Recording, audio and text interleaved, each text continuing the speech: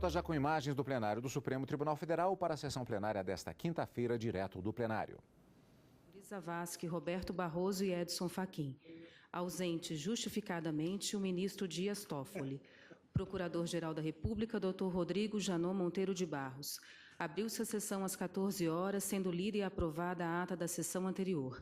Na ocasião, o plenário julgou diversos feitos, entre eles uma ADI e embargo de declaração. Consulto os pares para saber se há alguma alteração a fazer na ata. Em não havendo, declaro-a aprovada. Eu informo os eminentes colegas que estão presentes neste plenário graduandos do curso de Direito da seguinte instituição de ensino: Universidade Estácio de Sá, Nova América, Rio de Janeiro. Sejam muito bem-vindos.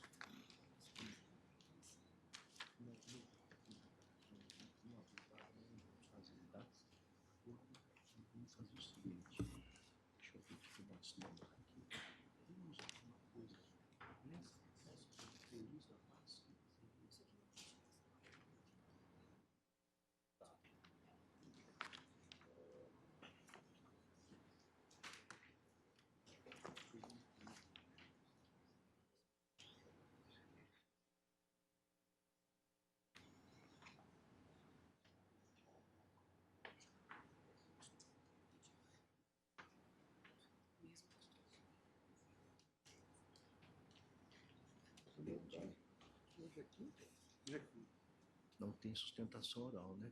Ministro Teori, nós estamos com uma dificuldade de quórum, primeiro, porque haverá a posse do presidente e do vice-presidente no Tribunal Superior Eleitoral, por isso é que nós temos várias ausências aqui. E os assuntos pautados para hoje são assuntos muito importantes. Eu mesmo, dentro de alguns minutos, eu terei que tomar posse no Senado Federal, na presidência do processo de impeachment. Portanto, a nossa sessão de julgamento será necessariamente mais curta. Eu vejo aqui, da miríade de processos que temos na pauta, que há um recurso extraordinário 650-898, do qual Vossa Excelência pediu vista, e que seria, segundo seu gabinete, julgado em conjunto com uma ação direta de inconstitucionalidade 4941 de Alagoas. A matéria diz respeito ao controle concentrado de constitucionalidade de lei municipal contestada em face da Constituição Federal. E possibilidade de concessão de gratificação natalina e outras espécies remuneratórias a detentor de mandato eletivo remunerado por subsídios. Aqui nós temos a seguinte situação: no recurso extraordinário havia o desprovimento do recurso por parte do ministro relator Marco Aurélio e Edson Fachin, parcial provimento por parte do ministro Barroso, e Vossa Excelência então tem à vista. E nós podemos julgar, porque não há sustentação oral, esses dois, a menos que Vossa Excelência tenha uma outra sugestão. Teríamos um outro caso mais complexo, que é o caso dos subsídios, né? Mas podemos deixar... Mesmo. Esses dois aqui, não é? Como não há sustentação oral, Vossa Excelência devolve a vista. Então, eu apregoo ambos para julgamento. O primeiro é um recurso extraordinário 650-898, relatoria do eminente ministro Marco Aurélio, que procede do Rio Grande do Sul, sendo requerente, ou recorrente, melhor dizendo, o município de Alecrim, e recorrido o Procurador-Geral de Justiça do Estado do Rio Grande do Sul. E apregou também, porque a matéria é a mesma, segundo o gabinete do ministro Teori Zavascki, ação direta de inconstitucionalidade 4941, que procede de Alagoas, sendo requerente, no caso, o governador do estado de Alagoas. E no outro polo figura a Assembleia Legislativa do estado de Alagoas. Então, Vossa Excelência tem a palavra para relatório e voto em ambos os casos e não há sustentação oral. Senhor presidente, na verdade não são matérias iguais, são matérias correlatas. Nos dois casos, a questão fundamental é a cláusula, o conceito de subsídio para efeito de remuneração. Eu começo pela ação direta porque é onde eu busco traçar meu ponto de vista a respeito do conceito de subsídio, o que integra, o que não integra, e esses conceitos eu utilizo depois para o voto visto também. Os autos, eu fiz distribuir cópia do relatório do voto, vou tentar fazer um resumo, o meu voto também não é muito extenso. É uma ação direta com pedido de cautelar, promovida pelo governador de Alagoas, para impugnar a validade da lei 7.406 daquele Estado, que cuida da gratificação de dedicação excepcional, devida aos servidores da Assembleia. Eu transcrevo a lei. O requerente diz que, ao viabilizar a concessão da referida gratificação de dedicação excepcional a servidores vinculados ao regime de subsídios, a Lei 7.406 teria rompido ostensivamente os parágrafos 4º e 8º do artigo 39 da Constituição, que determinariam o pagamento de remuneração em parcela única, vedando a aglutinação aos subsídios de gratificações e demais espécies. Por essas razões, entende qualificadas por alta plausibilidade jurídica e pela necessidade de resguardar o erário público contra gastos indevidos, pediu a medida cautelar e, ao final, a declaração de inconstitucionalidade. A ação foi processada. O parecer do Ministério Público chegou à conclusão convergente no sentido da possibilidade de remunerar servidor público vinculado ao regime de subsídio com gratificações adicionais, quando houver execução de atividades diferenciadas. O meu voto, senhor presidente, digo em primeiro lugar que procede a observação do advogado da União de que a gratificação criada pela Lei 7.406 tem como destinatário todos os servidores da Assembleia Legislativa, sejam eles remunerados por meio de subsídios ou não. Essa circunstância, considerada a causa de pedir, certamente demandaria maior precisão no objeto da demanda, para limitar o alcance àquelas situações em que o servidor é remunerado por subsídio, a significar que a declaração de inconstitucionalidade com redução de texto alcançaria apenas a expressão ou subsídio, incluída pelo diploma impugnado nos parágrafos 1º, 3º e 5º do artigo 1º da Lei 6.975. Todavia, o pedido genérico, tal como formulado, não compromete a ação como um todo, pois nada impede que os devidos ajustes sejam promovidos na decisão de procedência, se for o caso.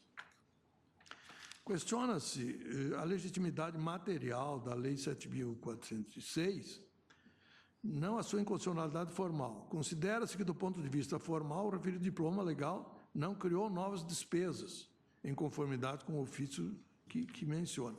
Importa enfatizar, além disso, que a medida legislativa se originou de iniciativa regular da própria Assembleia Local, que detém prerrogativa para dar impulso a projetos de fixação da remuneração de seus serviços. A tese central da demanda põe em questão o sentido e o alcance que se deve atribuir a um modelo de retribuição por subsídio instituído no artigo 39, parágrafo 4º da Constituição, que diz: o membro do poder, o detentor de mandato eletivo, os ministros de Estado e os secretários estaduais e municipais serão remunerados exclusivamente por subsídio fixado em parcela única, vedado o acréscimo de qualquer gratificação adicional, abono, verba, prêmio, verba de representação ou outra espécie remuneratória, obedecido em qualquer caso o disposto no artigo 37, 10 e 11. O que se busca saber é se a Constituição admite que servidores da Assembleia Alagoana, submetidos a essa disciplina, possam receber, além de parcela única, referida no parágrafo 4º, um acréscimo a ser pago a título de gratificação de dedicação excepcional, na ocorrência dos seguintes eventos. Diz a lei no parágrafo 2º, se o servidor for submetido a regime de tempo integral e dedicação inclusiva, se o servidor for submetido ao exercício de funções institucionais fora da sede do Parlamento, notadamente para assistir ao parlamentar no acompanhamento e fiscalização da atuação estatal nas mais variadas localidades do Estado, se o servidor for designado para o exercício de funções de chefia, se o servidor for designado para compor comissão disciplinar ou sindicante, e se o servidor for designado para o exercício de função de pregoeiro ou membro de comissão licitante. O termo subsídio, concebido pela Emenda Constitucional 19, tem significado diferente do que lhe era tradicionalmente atribuído como tipologia retributiva do serviço público, Realmente, embora tenha aproveitado de uma designação já conhecida da linguagem constitucional brasileira, a Emenda Constitucional 19 rompeu as balizas conceituais outrora atribuídas ao Instituto, que o associavam a um tipo específico de destinatário, os agentes investidos de mandatos eletivos, e de conteúdo, um auxílio devido pelos serviços prestados, compreendendo uma parcela fixa e outras variáveis. E eu cito aqui o magistério de José Afonso da Silva. Com a reformulação conceitual, o subsídio passou a reunir, sob um único título genuinamente remuneratório, todos e quaisquer valores pagos aos servidores como contraprestação pelo trabalho executado no desempenho normal de suas funções. O objetivo é claro, criar um padrão confiável de correspondência entre o que é efetivamente atribuído e o que é efetivamente pago pelo exercício do cargo público. Com isso, visou-se a eliminar prática corriqueira na administração pública, em que os aumentos salariais eram concedidos de maneira artificiosa, na forma de benefícios adicionais, instituído mediante alíquotas de incidências caprichosas, confusas e sucessivas, cuja aplicação frequentemente conduzia a excessos ilegítimos. A unificação das diferentes parcelas de remuneração em um só bloco, denominado subsídio, foi uma das medidas adotadas pela Emenda 19 para alcançar essa finalidade. A outra, aplicável também aos servidores não incluídos na disciplina do subsídio, veio na forma da vedação de efeito cascata, inserido no inciso 14 do artigo 37 da Constituição, segundo o qual os acréscimos pecuniários percebidos por servidor público não serão computados nem acumulados para fins de concessão de acréscimos ulteriores. Esses dois instrumentos servem de base para a atuação eficaz de outras técnicas de controle da despesa pública endossadas pela Emenda 19, tais como o teto de retribuição, que ainda viria a ser reformulado pela Emenda 41, e a fiscalização popular. Conforme do artigo 39, parágrafo 6º, cumpre enfatizar que o conceito de subsídio a que se refere a Emenda 19 não se aplica apenas a agentes políticos, como ocorria anteriormente, comportando extensão a todas as categorias de servidores organizados em carreira, nos termos do artigo 39, parágrafo 8º. Pois bem, uma leitura isolada, em tira, diria Eros Grau, do artigo 39, parágrafo 4º da Constituição, poderia sugerir que o pagamento de subsídio haveria de ser feito de maneira absolutamente monolítica, isso é, sem o acréscimo de qualquer outra parcela. Isso porque o dispositivo veda expressamente o acréscimo de qualquer gratificação adicional, abono, prêmio, verbo de representação ou outra espécie remuneratória. Todavia, compreensão equivocada. Essa compreensão equivocada. Interpretação sistemática revela que a própria Constituição, no artigo 39, parágrafo 3º, assegura a todos os servidores públicos, sem distinção, a fruição de grande parte dos direitos sociais do artigo 7º, que envolve pagamento de verbos adicionais, cumuláveis com o subsídio, tais como adicional de férias, 13º salário, acréscimo de horas extraordinárias, adicional de trabalho noturno, entre outros.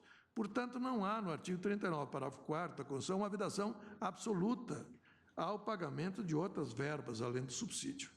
Cumpre assim estabelecer em que medida, em que situações, seria cabível o eventual pagamento adicional.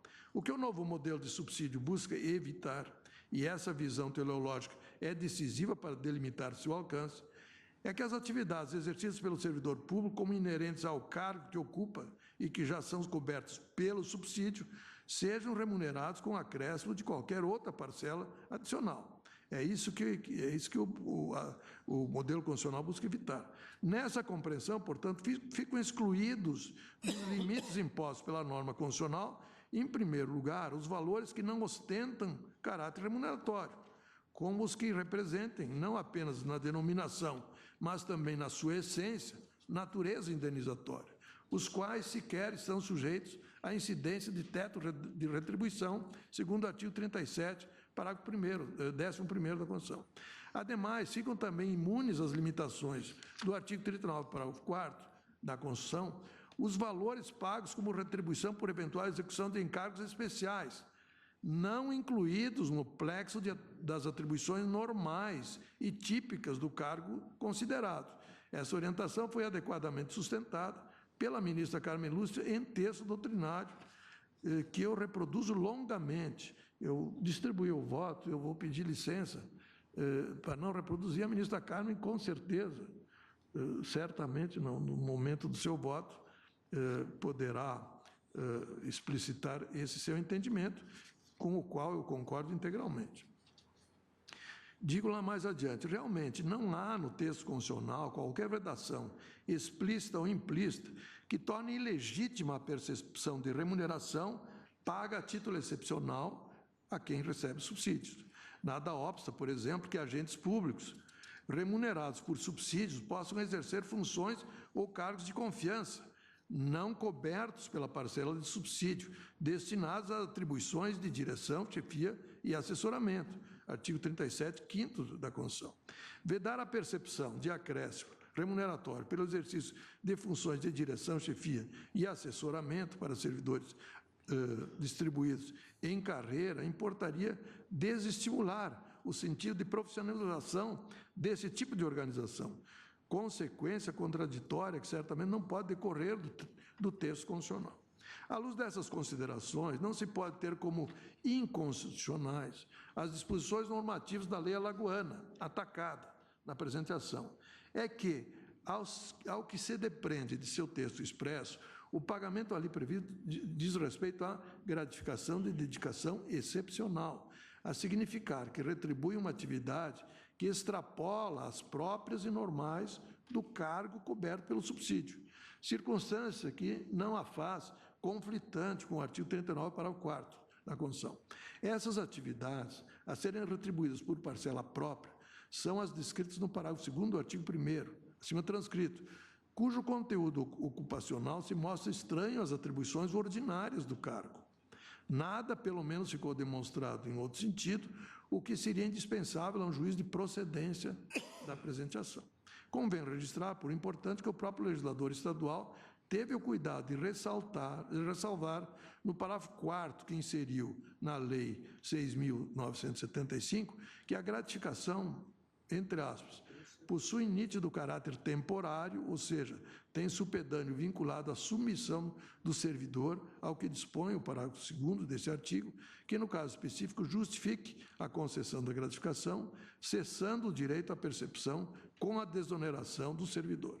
Em suma, conforme reiteradamente enfatizado, o que a norma constitucional impede, no artigo 39, parágrafo 4, é que o subsídio seja acumulado com outras verbas destinadas a retribuir o exercício de atividades próprias e ordinárias do cargo.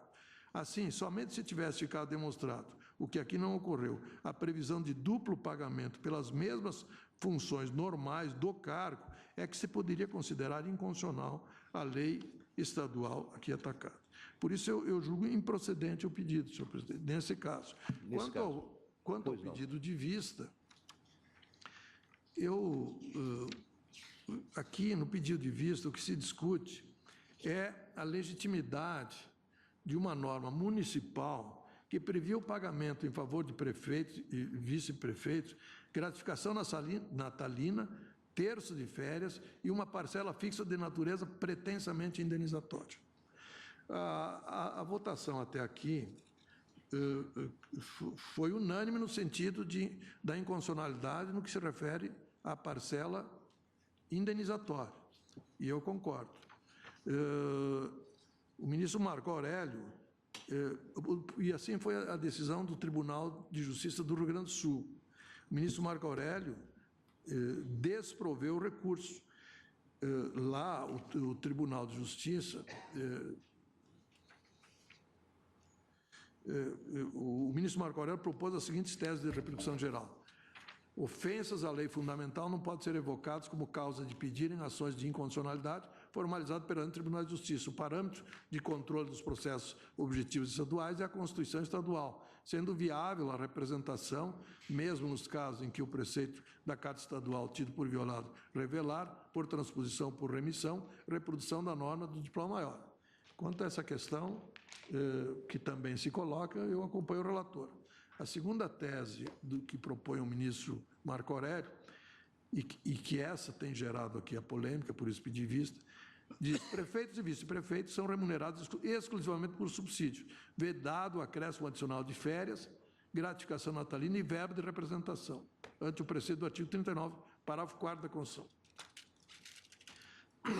No tocante à questão, o ministro Marco Aurélio acentuou que, ao reconhecer o proveito de direitos sociais, entre os quais o terço de férias e gratificação natalina em favor de servidores públicos, o artigo 39, parágrafo 3º, teria contemplado apenas os ocupantes de cargo público, categoria com a qual não se enquadrariam os detentores de mandato eletivo. O regime jurídico aplicável a esses últimos apresentaria particularidade. Eu cito aqui um trecho do voto de Sua Excelência. O relator também rejeitou a alegação de que a verba prevista no artigo 4º tivesse natureza indenizatória, salientando que o diploma não teria o cuidado de declarar qualquer justificativa nesse sentido. As conclusões firmadas pelo relator encontraram aqui a essência do ministro Fachin, para quem os agentes políticos em geral, e especificamente os prefeitos e vice-prefeitos, não fariam jus ao recebimento de parcelas remuneratórias deferidas pelo município de Alecrim. Na sequência, o ministro Barroso abriu divergência parcial para declarar que o regime de subsídio, embora incompatível com o pagamento de outras parcelas remuneratórias de natureza mensal, não toleria a possibilidade de pagamento a prefeitos e vice-prefeitos do 13º salário e do terço condicional de férias, pagos a todos os trabalhadores. Na ótica externada pelo ministro Barroso, apenas a verba de representação é que conflitaria com a fórmula de subsídio, mas não as demais rubricas, o que levou Sua Excelência a votar pelo parcial provimento. A instalação do debate que me levou a pedir vista, e justamente em função também da ADI 4941, que eu acabei de votar. No tocante à primeira questão, como eu disse, a respeito da jurisdição constitucional do Tribunal de Justiça, estou acompanhando o relator e também estou acompanhando o relator no que se refere à parte que trata da verba paga a título de indenização de R$ 2.200 por mês. E quanto a essa parcela, não há dúvida, no meu entender, quanto à incompatibilidade com o modelo de subsídios. E até porque não basta dizer que é indenização. Indenização tem um conceito que supõe uma reparação, ele tem um conceito reparatório. Quer dizer, se indeniza um dano, parece pleonástico falar assim. De modo que, sem essa configuração, vamos dizer, do elemento reparatório, ou pelo menos da eliminação de eventuais lucros cessantes, nós não podemos falar em indenização. Não basta a lei dizer que se trata de indenização para que seja indenização, que aqui é o caso. Então, eu acompanho o relator nesse sentido. Eu transcrevo aqui um voto que eu proferi lá no STJ a respeito do conceito de indenização. Mas é diferente a discussão sobre as verbas de gratificação natalina em terço de férias. Aqui eu vou pedir vênia, eu estou acompanhando o voto divergente do ministro Barroso, embora, vamos dizer assim, com uma fundamentação um pouco diferente. Conforme eu fiz ver no voto na ADI, o conceito de subsídio ele não é absolutamente incompatível com o pagamento de outras verbas.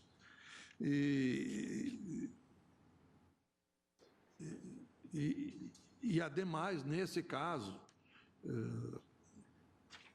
especificamente no que se refere aos agentes políticos, eu digo no item 5 do meu voto, é sobre esse aspecto, penso eu, e eu acabei de, ali antes de transcrever o voto da ADI, que se deve compreender o conceito de subsídio